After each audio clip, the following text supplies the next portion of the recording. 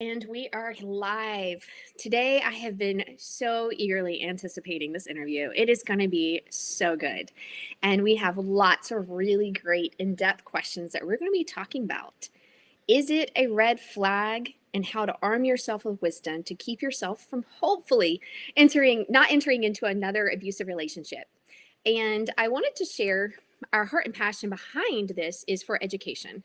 And we at Call to Peace Ministries want to see people prevent themselves from needing our services and entering into abusive relationships. And we have a lot of people that reach out to us that are in dating relationships and need an advocate or need assistance. And our desire is for you to not be here. We want to see you happy and whole and healthy in Jesus. And so we are today going to be talking about dating because we want to prevent this. And so many times, statistically, women, if they choose to date again or whatever their view is on that, will more than likely end up in another abusive relationship. And that's just the reality. And we've seen it over and over again. And it's a heartbreaking reality. And so we do believe it is possible to not enter, to not enter there, not enter there, but we want to kind of arm you with some knowledge and some wisdom. So I'll go ahead and introduce our guest. Tabitha, would you introduce yourself and tell more about you? Absolutely. So my name is Tabitha Westbrook, and I am a licensed marriage and family therapist supervisor, a licensed clinical mental health counselor supervisor, a licensed professional counselor supervisor. I'm an AMFT approved supervisor. I'm EMDR certified, and I run a group practice with offices in Wake Forest, North Carolina, and Flower Mound, Texas.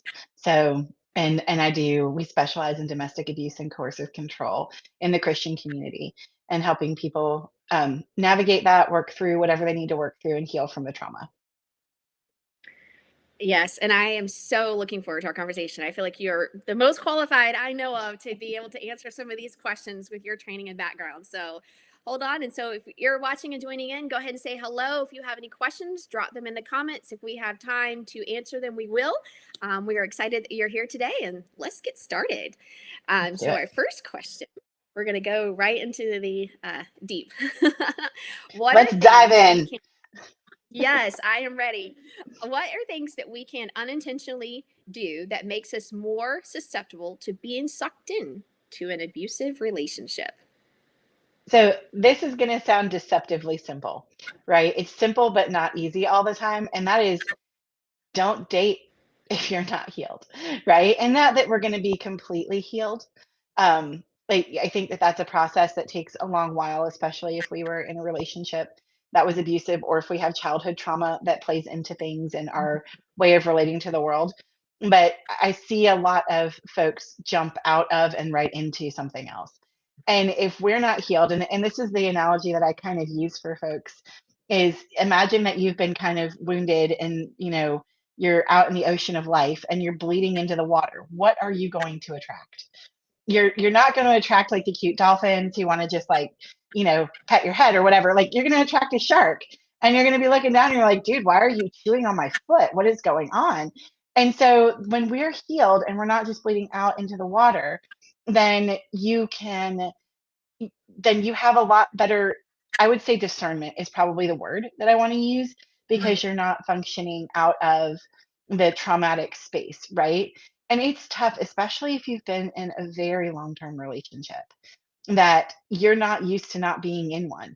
In fact, you may have gone right from living in your parents' home to being married, and you've never lived on your own before. So that might feel scary or big or not doable. You might feel lonely, and you really want to work through your traumatic stuff to the appropriate degree, right? And again, I'm not saying this is progress, not perfection. I think if you've ever listened to me talk, you know that I don't expect perfection from anyone, because if we could have been perfect, we wouldn't have needed Jesus, right? And we all know that we absolutely need Jesus. So I think really just taking stock of where you are.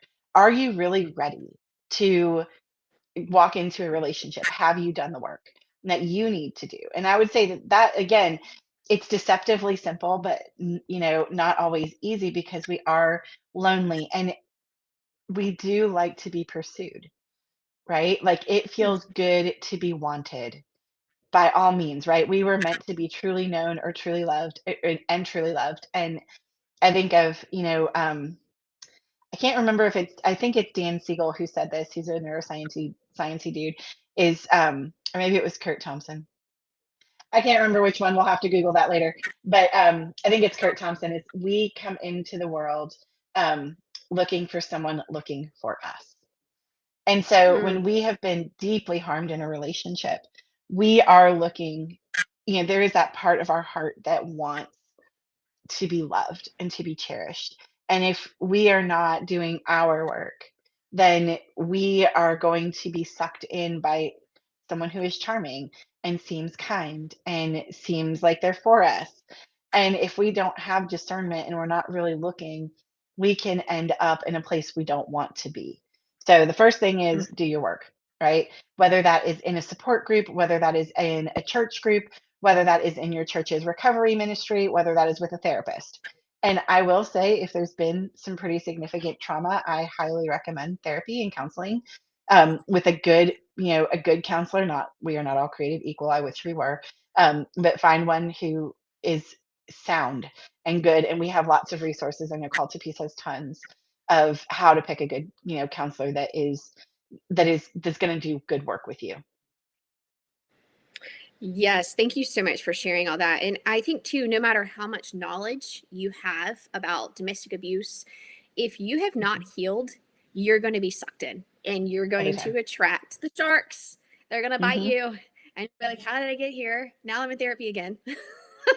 Right. So it's best to heal. And let's be brutally honest, this healing does not happen quickly. And I Mm-mm. had a good friend, mention her, Nicole. Somebody always told me, is Lauren, it's going to take you a good solid 5 years or more. And I'm Mhm. like, no. And she's like, yes, if it Mhm. takes a good solid 5 to 10 years to heal from what you've been through in domestic abuse. And I know that's really hard to heal here a lot of times, Right. but this is not a 1 to 2 year fix. And there is women that heal a lot quicker than others, but even if Right. you're very intentional about it, it takes time, and it's okay that you're not ready, and it's okay to take breaks, and it's okay to not listen to the world and say, you know what, I'm not dating right now. I am focusing on Mhm. Jesus and focusing on his purpose for me. And that's okay. Right. Yes. So I'm looking forward to the next question, and that is, what are some of the most common red flags to look for at the very beginning of getting to know someone? Well, if it's too good to be true, it probably is. Let's be honest. Um, Yeah. one of the things that I would say is be mindful of someone who walks up to you and says, "God told me that we should be together." If God hadn't also told you, then I think that you probably need to ask some questions. Because the last time I heard if we are all indwelled with the Holy Spirit, then God can talk directly to me, and I don't need you to do it for me, right? Yeah. And and also noticing how your body feels. I think that Mm, our bodies tell us so much more than we are aware of. That if mm, you are around a person, I actually had this conversation pretty recently with a client about somebody that they were around, and they were like, well, he was, handsome and he seemed really nice, but I noticed I felt uncomfortable. I felt unsettled, right? mm, And I think that the Lord uses that in our lives to let us go, hey, ask some questions, right? It could be that you're just not used to healthy relationship. There are things that could be that aren't concerning. But if your body is reacting to an individual, you at least need to press pause and figure that out. I mm, think sometimes our catch it before our brains get on board. Also, like over kindness, right? When we come out of a traumatic experience in an abusive relationship, we tend to not have a good paradigm of care. And this is something I heard, from lots of clients, from lots of people, from other, theologians and counselors that I know, that care can feel real, true, honest, genuine care feels unsettling, right? If our normal is trauma, then it might feel a little too familiar in some ways. And so if they mm. are like, "Hey, I am going to fly you and your whole family to Las Vegas, and we are going to go do all of the holy and wholesome things there." Which I don't know if there are any, but somebody who lives there can tell me. Like that should, and you've only known them 2 weeks, I have questions, right? Um, Also, like, if there is an I love you too soon, if there is Mm-hmm. an I always want to be together too soon, right? Mm-hmm. Like, you should be able to not lose your own individual self. God has never called us to not be us, even in marriage and relationship, right? We may become one flesh, but that doesn't mean that we lose our personality, will to live, all of those things, right? So Mm-hmm. we should look at how much time, what happens if you say, I don't want to have time with you tonight? Or like, I just need to read a book. Like, and so all of us, if we've ever been in an abusive situation, I don't really want to do that. I just want to read a book. I bet your body's already reacting to that statement. I bet right now you're like, oh, I couldn't have said that to my abuser. They wouldn't have liked that much. You know, Mm-hmm. um, I would say that's a good early red flag. Also, if, you know, if they are not able to have healthy disagreement, you can absolutely disagree with somebody. So if I were, in a dating relationship with someone and they were like, "Hey, let's go out to dinner." And I was like, "Sure, sounds like fun." They were like, "Where do you want to go?" And I was like, "I really want to go to Taco Bell." And they like berated me for wanting to get, why would you want to go to Taco Bell? I mean, like, do you know how much sodium is in the tacos? Well, yes, I do. And I still want a Doritos Locos taco. Thank you very much. You know, like that should be a red flag. Why are you demeaning me for my desire to have Taco Bell? Right. And why wouldn't you want to say, like, sure, like we could do that? Or like, I'm not really feeling Taco Bell. Could we negotiate about it? Like, that's more healthy. And some are crafty. I would also say, sometimes we're not going to see red flags early because Mm-hmm. abusers are crafty. And Mm-hmm. maybe just give it time, proceed with caution, go slow. Like, there is Mm-hmm. no, like, look, if Sarah can have a baby at 99, I am reasonably secure God can do what he wants. And so if he wants you to get married, it's not going to matter if you are 87 years old, it's going to happen. So I think we sometimes we look at our limits of time and put those on the Lord. And we don't have to do that. Mm-hmm. And the longer something goes on, right? Because anybody can do anything for 6 months, right? We tell folks this all the time when they're, looking at like, is he really changing? Like, anybody can do anything for a period of time. What are we seeing in terms of character overall? How does he treat you? How does he treat your friends? How does he engage with your friends? And he or she, right? Because we do know that men can be abused as well. It's more frequent than it's women. So I just want to make note of my gendered language that this does apply regardless. Um, you know, what are you seeing? And again, your body tells you so much. Mm-hmm. Yes. Are you frozen? No, I don't feel frozen. Oh, okay. Sorry. I'm glad your body's feeling good. Everything's Sorry. great. I feel great. Okay. I apologize. Sometimes I know I cannot have connection difficulties. Yes, the body definitely speaks. And something else is on my mind too is I find that men who are very charming, they tend to want to spend a lot of time with you right away. So be very Mhm. careful and cautious of that. If they're just like all of a sudden want to spend every moment with you and have all this time and it seems really great and they're giving you options, but just that over interest really fast, a lot of times is Mhm. indication that there's just something unhealthy going on. Right. Um, and we're moving to our next question is let's talk about porn addiction and sex addiction. Let's do that. What are, yes, let's have that conversation because this is a real big issue Mhm. that shows up. Men can hide and you get sucked into that. It can be a really horrible experience. What are some common signs of this? So I'm going to say a couple of things, some of which will not be popular, and I'm just going to go for it here. I will also Go. say, I didn't say this when we introduced me, but I'm a certified sex addiction therapist candidate. So I work with sex addiction in both men and women because it is an equal opportunity offender. I'm going to say this, and this is going to be hard. So I want any survivor who is listening to understand that I'm about to make a very hard statement and just listen to me and hear me out all the way through because you might just be like, I want to throw tomatoes at you. And I'm going to be very glad I'm online so they don't hit me. But not all persons who struggle with sex addiction are abusers.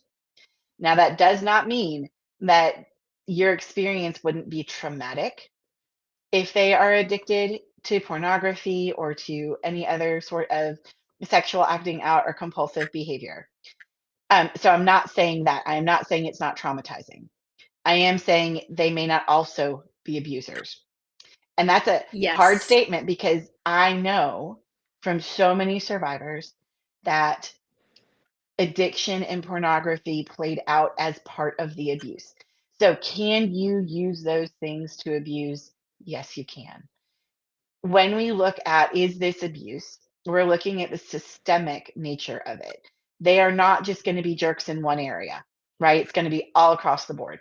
So it's going to show up abusive and coercive behavior, power and control is going to show up in all aspects, not just in sexual function or lack thereof.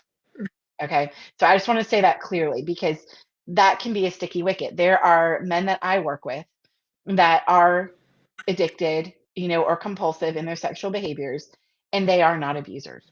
That doesn't Mhm. mean it is not painful. Now, Mhm. if we are seeing abuse in other areas and also in this area, then that's really concerning. It is demeaning. It is like I have heard stories from my clients that I cannot repeat in a Facebook Live because they're that bad, where abuse was part of the picture. So if you kind of think of it as a Venn diagram, we have an overlap between abuse and addiction, right? The person in their character is abusive. They have the entitlement, they are denigrating the image of God and another, which is a synopsis of the definition in Greg Wilson and Jeremy Pierre's book, When Home Hurts. Um, and that overlaps in that sexual space. And that can be absolutely demeaning and horrible. My question on that, so if you're dating someone and they say, I have struggled with pornography, I want to know what that means. Mhm. You have struggled with it. What Yes. treatment have you gotten? Are you still struggling? What kinds Mhm. of pornography? And this is a question you might not want to ask. So you might want to be like, go see a therapist, like, or something like that. But like, some of those details are really going to matter. If they Yes. are watching, I just really want to be mindful of how I say this because like there are so many things in the world that you just don't need to know about if you don't know. Um, there's some really dark things in the pornographic world. I will say that. And in the sexual addiction and compulsivity world, it depends on what you hear. And also, if it's ongoing, has it ever had treatment? What is their level of sobriety like? Those are some questions because I do think that there are people that struggle with sexual addiction and compulsivity that are working on it and are in recovery. And that wouldn't Yeah. necessarily be a deal breaker. But again, I just want to say this with so much caution because even if it's not necessarily a deal breaker because they are getting help and support, that may still not be the person you want to date in that moment. It may Mhm. not be good for you, and that's something you have to know.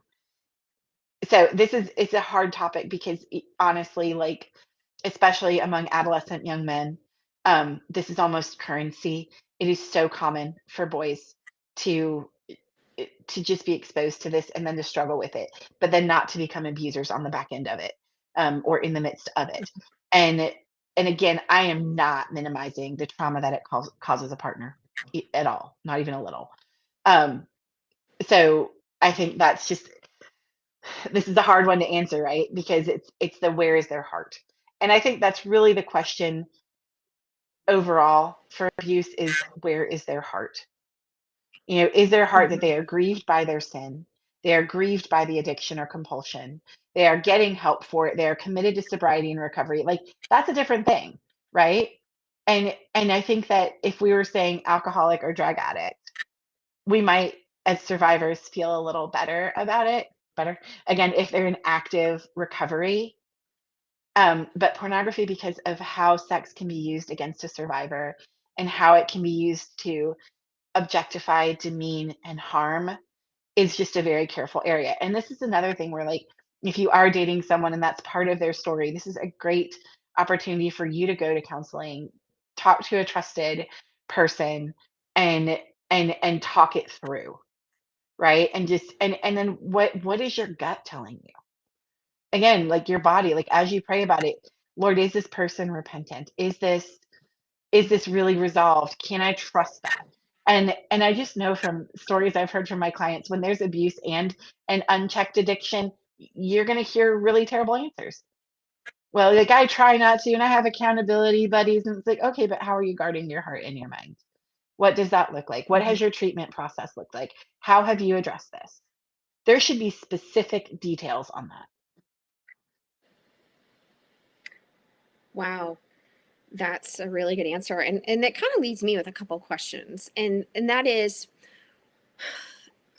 I agree with you. I don't think that everybody who's sexually addicted is necessarily an abuser. I have seen that, but my question for you is, what about if they state, I don't look at porn and I quit cold turkey, or you find out there's other stuff and they don't really have an answer for how they overcome?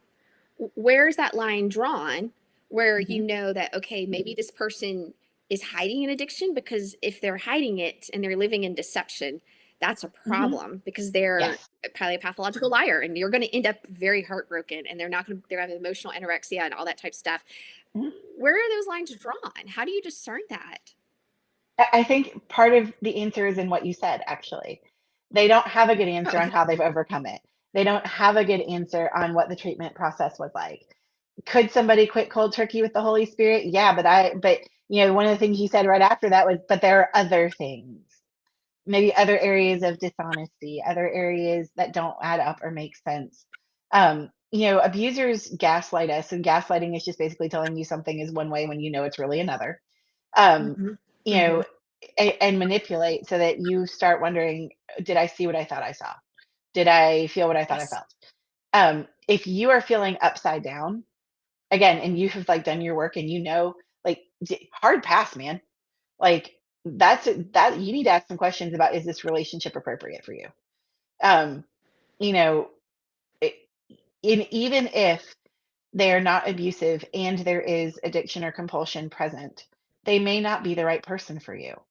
They may need to work through hmm those things and do their own work because abuse isn't the only problem that can present in a relationship that makes a relationship not yes, viable, right? We can have all kinds of characterological problems that are not abusive, but are also not compatible with healthy relationship. And yeah, so, unresolved trauma, unresolved issues in their family of origin, like there's a bunch. So, even hmm though the question is really around, pornography and sexual compulsion or addiction, it there's that still, even by itself without abuse, may be a deal breaker for you. And again, it's, where are they in recovery? Is it, do their answers make sense to you? And the stories I hear where it's like, dude, this is a red flag, and you like put your tennis shoes on and run till they catch fire. You know what I mean? Like that, those are the ones where it's like, we don't have good answers. There, something feels off because it is. yes. I love that. Your gut knows and can sense that when there's a lack of Hmm. brokenness there, or there's Right. still deception, and you see them still consistently lying and Right. covering it up. That's a sign they don't want to live in the light. They enjoy the Right. darkness, and they're going to keep living in the darkness. Right. And And look, man, we got to be ready to give up our sin. You know what I'm saying? Like we got to get, and there's a lot of things that drive addiction. I am not the addiction is just sin model kind of girl. And I may run afoul of some people who are like, what? And if you want to talk to me about it, like Call to Peace knows how to find me. 10 out of 10, we will absolutely talk it through. And I mean, in a loving way, like, I will hear you and we can go through the scriptures together. Um, it is almost always a symptom of trauma. And I say this, and I've said this before, and I've said it in a billion different forums. If you've ever been around me long enough for me to like have a good conversation, you've heard this. Um, Trauma does not excuse abuse. I don't care what's happened to you. There's plenty of traumatized people in this world who do not abuse other human beings. Like, do your work, right? mhm, And but addiction is very often based in trauma. In fact, I have yet to see an instance personally where addiction was not like a symptom of trauma. And again, that needs mhm, to be resolved. Like you need to look at, in a relationship, is this a healthy space for me? If they are not, mhm, in a place where they are healthy, maybe they are dating too soon after, a traumatic experience, then they need to do their work too, right? A relationship doesn't rise and fall on us, and that is something our abusers tell us. You are responsible for. No, no, sir, I am not responsible for you at all. You are responsible for you, and you will stand before the Lord. So you better figure it out with him. Yeah. So, from what I'm understanding, you're saying is if they're addressing the trauma, the root issue that's driving the Mhm. addiction, there's a lot more hope for that than if they're just trying Yes. to shove something down deep inside. Hmm. Some questions that, once again, I mentioned that Nicole had given me to ask is to go very deep and very specific, not just say, "Oh, Hmm. what's your journey coming out?" That's not Yes. specific enough, Lauren. You need to ask them, Mm-mm. when was the first time you viewed it? What drove you to it? What feelings did Right. arise inside of you? How have you addressed those feelings? How do you cope now? How do you deal with that? So Right. you're kind of understanding where they're really going with this coping mechanism, into some more deep questions than just telling men that this is my deal breaker, don't do this. Because Right.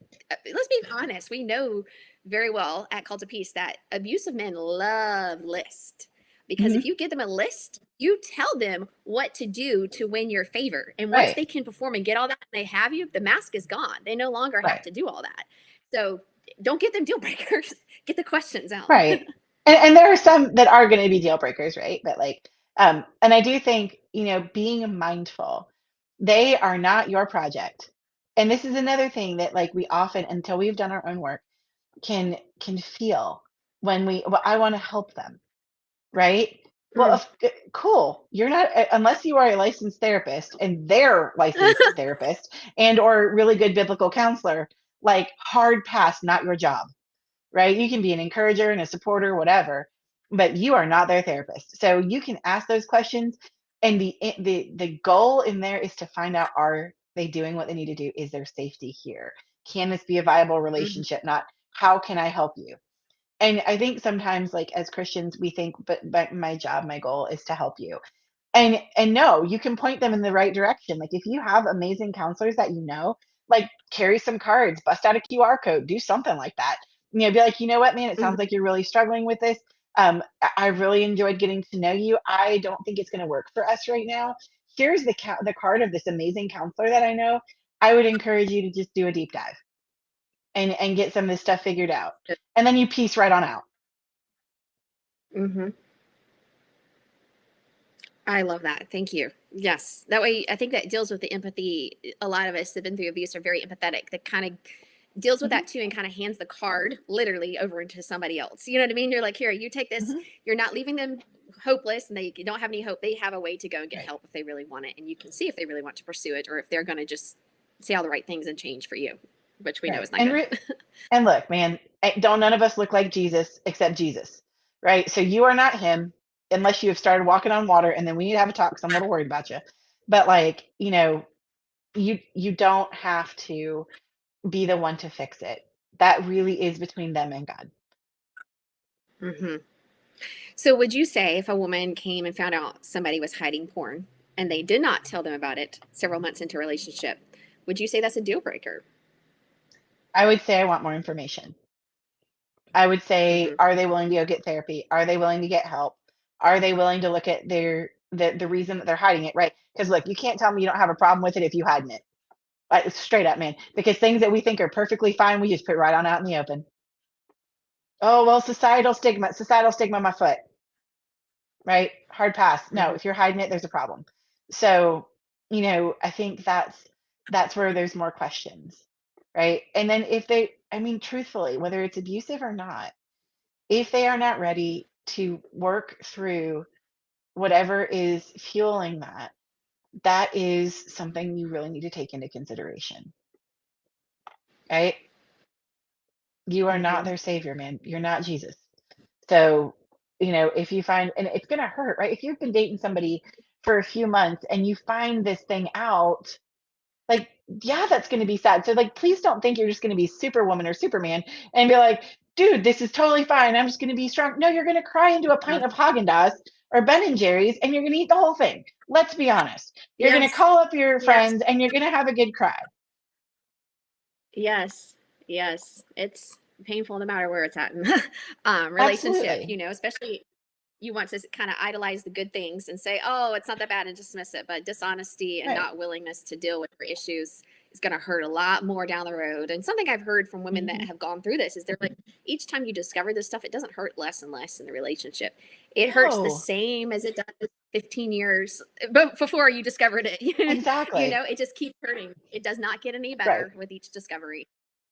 And I can tell you it's gonna hurt a lot less though than if you've been married 25 years and you ignored all the red flags. Yes. So sometimes it's God's severest mercy when you find these things out. And sometimes they're not going to be Mhm. honest about it. You're just going to know, and you're going to Right. find things, and you're going to be like, you know what? I know there's Right. something going on here. And that's just And where you just got to peace trust. out. Say, Yes. yeah. Trust. I mean, like the Holy Spirit lives in you. Like, trust Mhm. that. Right? If you find pornography and they're like, not mine, that's my buddy's. I mean, give me a break already, please. Well, my friend just asked me to hold it for him because he didn't want his wife to find it. And you didn't call your buddy on the carpet and be like, bro, you need to get some therapy. What kind of human are you? Boy, you're a crappy friend. I don't want to date you. Right? Like, let's be real about it. Trust what you know. Trust, Mm-hmm. and again, this is where having a good support group, a good tribe of people around you, healing happens in community. And so if you're like Mm-hmm. telling somebody and you're like, man, I'm not sure. If I heard a story about like, well, he said his friend just wanted him to hold it. What do you think the words out of my mouth are going to be? I'm be like, are you joking? What a load of I would baloney. love to get that.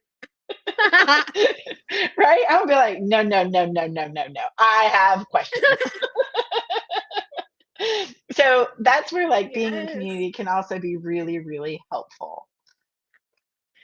Yes, and it's important for him to be in community too. I was watching this thing earlier. They say addiction doesn't heal in isolation. Actually, addiction, and it's not even sobriety. It's Mhm. actually being in community. So if he's a It's in lone connection. wolf, Yep. and he's Mhm. claimed that he's free of stuff, and he doesn't have an accountability partner or a Or mentor, friends. out. Right. Friends, yes, out. Yeah. The truest statement I've ever heard about addiction is the opposite of addiction is connection. And that Yes, is, I am convinced, the key. I mean, besides Jesus is always the key, like, right? He is the answer.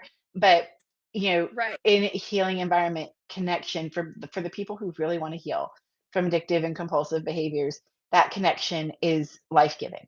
And you should see that Mhm, in there. mhm, And I think that that's a really important thing. Um, I see a couple of comments. I just kind of want to touch on them if that's okay. Um, One is talking about how their ex used pornography to pressure them into doing things they didn't want to do. And that is something that I have seen in a lot of clients and in, folks I know within our survivor community.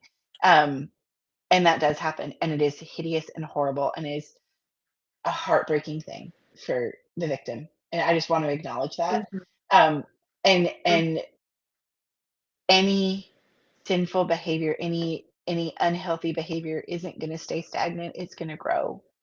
And so again, this mhm, is why catching things early in the dating relationships are really important, right? Like mhm. we don't want to find out that there is this massive addiction and this person is, I'm going to make a very bold statement right now, doing something like patronizing prostitutes and putting you and Oh yeah. themselves at risk, because their addiction has grown. So, regardless of whether or not they're abusive in nature, this is something to take very seriously. And we Mhm. do have another comment And about abusers being able to manipulate therapists. And yes, if you don't know what you're looking at, absolutely. But as Lauren knows, and everybody else at Call to Peace knows, I am real passionate about trying to educate every therapist on this. yeah, Like, if you we're will not let going to me pull one come. over on Tabitha. No, and if you will let me come and train your practice, whether you're a biblical counselor, lay counselor, church, licensed Uh, counselor, please, for the love of all that is holy, I will come and talk to you about the dynamics of abuse and help you not get snowed. yes, Tabitha is an expert on that. That's why I brought her in. I was like, this, there is like uh no fooling Tabitha radar at all on her. So yeah, I've seen her in action many times say that. Yeah, so if you So hit me yes, up, I will train your people. yes. I forgot something I was going to say, but maybe it'll Sorry. come back to me. But I did want to talk. Oh no, that's fine. I did want to touch on what was I going to say? Yes, at our retreat, we mentioned right before I came on here, you're talking about a subject. And so we can touch a little bit on that too, because Sure. I know I've talked to you personally about this and things like this. I know it's a really hard thing in today's time, but Mhm. we're going to talk about sex. We are. And you're going to be talking at the retreat, and I'm actually looking forward to hearing you talk about that. And it's so hard in today's world. It seems like so many you will several men will break up with you when they find out that you do Mhm. not have sex outside of marriage. That is very common. Right. Oh, I remember what else I was going to say too. By the way, I remembered it. So I'm a little AD brain. Hey. But Charmin, another counselor I know, when she first meets guys, when she was dating, she's married now, not anymore. Mhm. She would ask them up front about when the last time they viewed pornography, would ask them Mhm. about their finances and any other Yes. question before she even go out on a date. And if she would look them directly in the eye, face to face, and like listen to their answer. Mhm. And if she didn't like it, she'd say, "Thank you very much for your time. This is not a good fit." And Right. she'd walk away. And she's a counselor, was able to read lying and things like that too. But Mhm. it protected her heart from getting involved and not Mhm. having to ask this question several months down the road, and you find out, oh boy, there's really devious Right. behavior. So I did want to say Yeah. that. Ask it up front as Yes. quick as you can and get it out. Absolutely. And truthfully, like the right person is going to be like okay with those questions, right?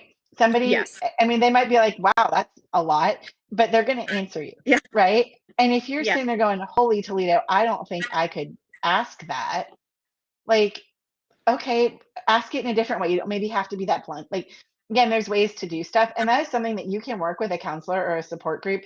Like, I role play with clients all the time. Like, okay, let's see if you're in this situation. I'm going to play devil's advocate. I'm going to be a real pain in the tush as I'm role playing to help you do that. We're going to check in with your body. Okay, what are you noticing right now? Like, as we go this, like, and and so it's okay to ask. And I think sometimes we think it's not okay to ask directly. And it really is. Mm-hmm. Like, one of my favorite phrases is I'm a ring and a ceremony kind of girl, right? That means you need to put a ring on it and marry me if you want anything else, right? Like, because that is God's healthy ethic, right? And Yes. and this is just kind of circling back around a little bit to the retreat, why we're going to talk about sex, because it can get really difficult and dicey when you're a survivor, because you may think I did Mm-hmm. everything right, um, you know, in the lead up to this, and here's where I'm at. So now I'm not going to follow that at all. And you're just going to do what you want. Or you may say, I am going to be, no one will ever touch me again. And I'm going to isolate. There's a lot of different ways that trauma of being abused, especially when sexual abuse is part of it, that we can end up, and we end up with a skewed um, outlook view of sexuality, of our own sexuality. And I don't mean orientation. So I want to be really clear when I say that word, our own innate sexuality, not sexual orientation. They are two different things. Um, and so we want to talk about at the retreat what healing looks like in that area for you. You, the survivor, not the global you, not you, Lauren, not you, Tabitha, but like the global survivor. What does that look like? What can that look like in your Mm-hmm. life? Because it is a very difficult place. And truthfully, sometimes even in well-meaning homes, we get really mixed messages on sex and and what sexual immorality and idolatry and all of that stuff is. So we're going to really kind of take that deep dive and look at what does the Lord say about it, right? And Yeah. and and as said it already, I am not a take two verses and call me in the morning kind of girl. I believe in the sufficiency of scripture without a doubt. But I think that we really need to look at it together and go, okay, what does the Lord say? Not what does my pastor say? Not what does my husband say, my ex husband say, my boyfriend say, Billy Bob down the street say, but like, what does Mm-hmm. God have to say about this? And so we're going to really Mm-hmm. dive into that, and we're going to wrestle it out together at the retreat. And I'm excited. I am looking forward to that conversation. I always love your insight in that. And I think that is definitely a very hard thing, especially for a lot of women that we serve, come out of very conservative cultures, and they feel like they did all the right things. Mhm. And I think it was you that said once, you didn't end up in abuse because you did all the right things. You would have ended up there anyway. You have to look at it as probably a trauma issue or a belief system issue that Yeah. you hadn't resolved that led you there, not Mhm. because you did the right things. The things that you didn't do, a lot of times sex is it's a connecting force, and especially when Right. you're not experiencing that a lot, it's very connecting. So it just blind you so that you're more likely to end up in Right. it. It makes it Right. harder to discern things. And I think it's you that told me too that your statistics of divorce go up higher when you have sex outside of marriage. I think it's by That is correct. 40%. Is that correct? It's a very Oh, significant so number. Yeah. yes. Yeah. And I know Sheila Gregoire talks a lot about you kind of tend to stay stagnant at whatever area Hmm. that begins because you don't develop the intimacy and the friendship. Right. And so I have found it definitely a source of protection in my life because you will see through Hmm. people very quickly when you set Yeah. standards and you expect to be respected. Right. And physical intimacy isn't the only intimacy, right? Like there is Yeah. relational intimacy. And that is honestly like, look, we all gonna get old. Let us be honest. And our bodies are not gonna do what they once did. And so if all we have is sexual intimacy as a connector, we are in trouble. Like, and there's so much Yeah. more. There's so much more. Yes. Yes. Yes. Friendship and emotional connection and everything else Mhm. is so much deeper. Yeah, thank you for sharing all that. And so, yes, I saw Kathy dropped a link to register for a retreat. So, yes, while you're Yes. listening to this, come join us at a retreat. Tabitha is one of our main speakers, and she will be talking about Yes. sex and other things too. So, Yes, we're gonna have a great time, and we're gonna talk about all kinds of good stuff. And really, like a lot every year, people are nervous about is this gonna feel like can I really do this? Is it gonna be overwhelming? And the answer is yes, you can do it, and no, it won't be. There may be some big feelings, but we help you through the big feelings, right? We understand. yeah. Like everybody that I have ever been associated with at this retreat, and I've been there a number of years, um, is is trauma informed and specializes in trauma, right? Like we get it. And Hmm. so we are intentional in how we do everything at this retreat. And I am, it's one of the reasons that I come back and speak whenever I'm asked because, this is a ministry that is worth being part of. I do also want to give just a resource for folks on how do I know who is trustworthy. And this is one of Hmm. my favorite resources of all time. Some people may have heard of Brene Brown. Whatever you think of her, this is a great resource. And it is her braving inventory, and it is the anatomy of trust. And you can find it online by Googling Brene Brown braving inventory. And it's part of her like corporate leadership pieces, but the anatomy of trust that she outlines in this is so good. And it's a great, easy to remember acronym. B stands for boundaries, so setting them and making clear what's okay and what's not okay and why. So if you are like sex before marriage is a no go for me because I hold to a biblical sexual ethic and this is what it looks like, right? Hmm. You're being really clear about what's okay, what's not okay, and why, right? The why I think sometimes is the piece that we miss. Reliability. Do they say that they're going to do what they say they're going to do? Like, do they actually do it? If they say I'm going to be at your house at 7 p.m., are they there absent a traffic jam? Right? If they're if there's a wreck, and they like get delayed, are they telling you I'm stuck in traffic? Right? Are they reliable? Can you trust that their yes is really a yes and their no is really a no? Accountability. They own their mistakes, apologize, and make amends. This is something we see with abusive individuals that they do not do well. They don't own their stuff. And that is a Hmm. huge red flag in dating. If they don't own their stuff, run, run, run. The If vault, all like their they don't exes are crazy, exactly. It's yeah. All my exes were really crazy. I've had 4 marriages. Like I have questions, right? Um, yeah. do they share information that's not theirs to share? Right? They need to be a vault. They need to not be like, well, I was talking to Sally down the street and right? Like that should not happen. Integrity. And I love the way she says this, choosing courage over comfort, choosing what's right over fun, what's fun, fast, or easy, and practicing your values, not just professing them. And this is one of those hard things, right? If you are walking in what you believe, your life will show it. James says, great, you say you have faith, but um I will show you my faith by my works, right? Do you actually live out what you say you do? And then non-judgment. You can ask for what you need, they can ask for what they need, and you can talk about it without judgment. If you cannot ask for a need that you have in a relationship, that's a big old red flag, right? If you can't say, Hmm. man, I need space, I need time, I need a nap, I need whatever, and they give you a hard time about it, I'd ask some questions. And then Mhm. generosity, extending the most generous interpretation to the intentions, words, and actions of others. And again, we see this a lot in abusive relationships. I know that you are seeing other people when you go to work. You're cheating on me. I know that you are. Is that a generous interpretation? It's all, besides it being more than likely inaccurate. No. So how are they doing those things? And I think that's just, it's such a nice like way to kind of go, okay, let me get my head around some of this stuff. That I just love it as a tool. And I see Kathy also dropped it in the link, which is also dropped the link in the chat. Ooh, words are hard. And Not so, hard. Yeah. as you guys take a look at it, please feel free. Like if you have questions, you can drop them in the chat. I'll be checking the chat later, and I'm happy to answer any of them. Yes. And so we still have some more questions. Is that okay? Heck yeah, let's do it. All right, we're good. Everybody hanging in there. Take a deep breath. Let's keep going. This is a great conversation.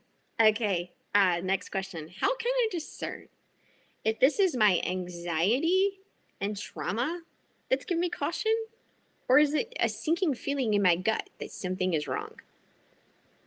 Um, that is, if you aren't sure, that's a great opportunity to talk to trusted friends, a counselor, biblical counselor, pastor that you trust, and talk it through, right? It is not uncommon for me to talk these things through with clients.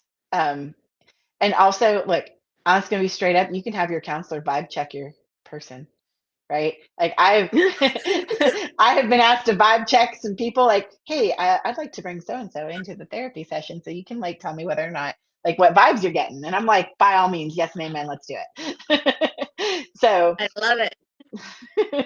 so I think, again, if you're doing your work, it's going to be easier to discern that. And then, this is where again, community is really helpful. Hmm. And sometimes it's I know for me and my anxiety and different things, it's very easy to want to isolate yourself when you feel that or feel afraid to share and talk about. And once again, a good Mhm. friend told me once, she's like, you have a choice, Lauren. You have a choice to either share with those who love and care about you or run and hide. And Mhm. so I just encourage you to always go to those who love and care about you, and don't let somebody else isolate you, Yeah. because as another friend told me, within your gut that something is wrong and you don't want to tell your friends because they're going to tell you this is Right. not good. So you run and hide. Don't do that. Don't do And it. look, Just go to your in friend and let. yeah, and in healthy relationship, you're not the B word. Do you know what B word I'm going to use? Burden. Mm-mm. You're not a burden. It is not a burden to go, hey, I am struggling with this. I need to talk it out. You are not a burden. And I think when we come out of a traumatic experience and we come out of abuse, we feel like if I talk about this again, I'm going to be a burden. And that is a four-letter Yes. word to me that has more than four letters. Like, you are not a burden. Yes, and it's easy to struggle with that and to think I don't want to tell people or they don't want to hear about this again. But it's important Mhm. in isolation, and your friends that love and care for you want to hear. And if they don't, Absolutely. then maybe they're not your true friend. Right. Friends, Exactly. and you need to be a true friend too. Both sides of that. So it's important. Absolutely. Thank you for sharing that. See, we have a question here. Um, how will I know if I'm over sexual trauma from my ex-husband? That's a hard question to answer in a live, and I'll tell you why, because I don't have enough context, right? So I don't know Yes. like who you are. I don't know your history and patterns and that sort of thing. I don't know how the trauma has affected you. I would say that there is work to be done, right? And if you are doing the work like in a therapeutic setting, in a small group, support group kind of setting where you can talk about like, here's where I struggle and here are my fears. And it is really normal to have fear and struggle um, after abuse, and to have and to not know which way is up in terms of sex. This is one of the reasons we're going to talk about this stuff at the retreat. What is healthy sexuality? What is safe? Right? So many Yeah. survivors don't know what healthy sexuality looks like, and you've been so traumatized that you don't know what healthy and safe touch looks like. And some of that will be experiential in some ways, not necessarily with a dating partner. As I have 3 minutes, and so, like, I wanna be mindful of just not like, this is so much to unpack. But, like, there are ways around healing in that space, and so I would wanna know more to know, where you're at in the healing process and what that's looking like for you and what still might need work. And then what plans could you take going forward to heal some of those broken places. So that's, you know, I know that's like the worst non-answer ever, but like in true therapist format, it depends. So, so Yes. I think if you have a therapist, I would say really explore that with him or her and walk through it a little bit and see and just kind of dive deep and don't be afraid to ask those questions. Yes. And then our final question is, what behavior should I not ever dismiss? Oh, gracious. That's such a loaded question, too. Good gracious. And we've got 2 minutes, Lauren. Oh, Oh, my goodness. sorry. Uh, You have to come to the retreat to hear more. Sorry. I mean, if it's overt abuse and like you are like, my goodness, this person is acting a lot like the individual that abused me. Like, dude, right there. If they grab you, hit you, touch you in any way that is not appropriate, do you say no and they touch you in some way? Like, because no is a complete sentence without a justification. Like, you do not need any other words after no. And like, if they don't honor your no in any setting, we got some questions, right? Like, it, I think there's some like covert abuse is the one that's a little bit sneaky and hard to find sometimes, but the ones that like are overt, don't ignore those. Don't explain them away. Like that's where you go into your community and you're like, look, I don't care how cute he is. If his character ain't cute, he ugly. Like just nope. Yes, I agree. Thank you. And I would say that anytime you feel you have to say yes, because if you say no, there's repercussions, or they're going to Yes. guilt trip Oh, you, or they're not going to talk to you or make you feel bad about that. That's still abuse. You can't say no. yes. Yes, Right. no is a very important word that has to be honored. Right. And another thing I'll just say here as we end, there are good men.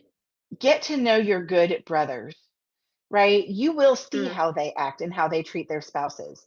Like, I am so fortunate that I have amazing men in my life that love me well as their sister in Christ. They are safe men, they are good men. And I see how they function with their spouses. I see how they function in their lives. I see how they treat me. I am deeply loved by my brothers in Christ. Like, I one of my our recovery pastor is Adam, and I love me some Adam. He is a wonderful brother. He was my first friend when I moved to Texas. His wife is delightful and wonderful. The way he loves me as his sister is beautiful, and I feel absolutely safe around him. My body registers it, you know, and I think that's another thing is your brothers in Christ. You know, like, how Mm. do you feel when you're around your brothers? Like the ones you know are safe men. And that's the same body feeling you should have when you are looking at potential dating partners. Thank you. And that is an excellent way to conclude. Thank you so much for your time today and joining us. If y'all have any questions watching this, as we mentioned, Tabitha will be back on the comments. So go ahead and leave your comments below. We'd love to hear your thoughts and feedback of today. Please maybe take a moment and tell Tabitha thank you for her time and coming out here and sign up for a retreat to see Tabitha and hear more about sex and Yeah. lots of other good And things. all the things. Yeah. Well, thank you for joining us, and we hope all of y'all have a wonderful day. Thank you.